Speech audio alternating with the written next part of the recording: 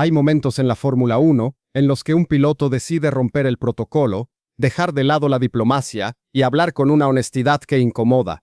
Lewis Hamilton acaba de vivir uno de esos momentos, y no lo hizo en un paddock cualquiera, lo hizo en suelo americano, en Miami, delante de los micrófonos, sin rodeos. El problema no era el coche, no era el neumático, no era la estrategia. El problema estaba en Maranello, dentro de un edificio, frente a una pantalla. El simulador de Ferrari. Sus palabras fueron contundentes. Sube al simulador, trabaja durante horas, encuentra una configuración que sobre el papel parece sólida, llega al circuito y el coche responde de otra manera. La correlación falla. Y cuando la correlación falla en la Fórmula 1 moderna, no es un contratiempo menor. Es el principio de un fin de semana que empieza torcido desde la primera sesión. Hamilton fue claro. A partir de ahora, se aleja del simulador. Seguirá yendo a la fábrica, seguirá analizando datos con sus ingenieros, pero la preparación virtual queda en un segundo plano. Quiere pisar el asfalto con los ojos limpios, no con una referencia que lo está confundiendo antes incluso de que se apague el semáforo. Pero esto no es una impresión subjetiva.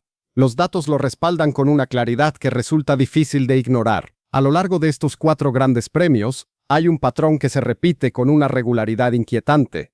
Hamilton llega al circuito lejos de Leclerc, y conforme acumula datos reales sobre el asfalto, la diferencia se estrecha. Miami es el ejemplo más revelador. En los primeros libres estaba a casi 5 décimas de su compañero.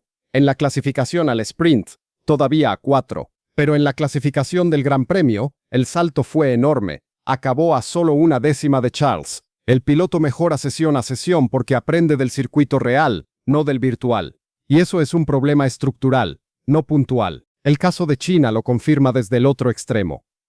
Hamilton reconoció que la proximidad con Australia le impidió prepararse en el simulador con normalidad. 2 carreras consecutivas, poco tiempo, sin la rutina habitual de Maranello.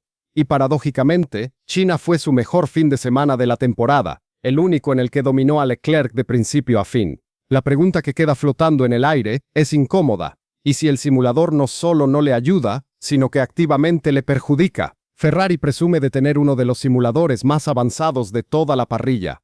Eso hace que el problema sea todavía más difícil de aceptar. En la Fórmula 1 de hoy, donde los test están prácticamente prohibidos y los entrenamientos libres se han reducido al mínimo, el simulador debería ser el gran aliado del piloto. La herramienta que te permite llegar al circuito con una base sólida, con el coche afinado, con confianza. Si esa herramienta te manda en dirección contraria, el fin de semana empieza con un déficit que es muy difícil de remontar. Hamilton lo sabe, y por eso ha decidido cambiar de enfoque. No es una queja vacía, ni una excusa. Es el diagnóstico honesto de un piloto que con 40 años sigue siendo capaz de ponerse a 1 décima de uno de los más rápidos de la parrilla cuando tiene el contexto adecuado.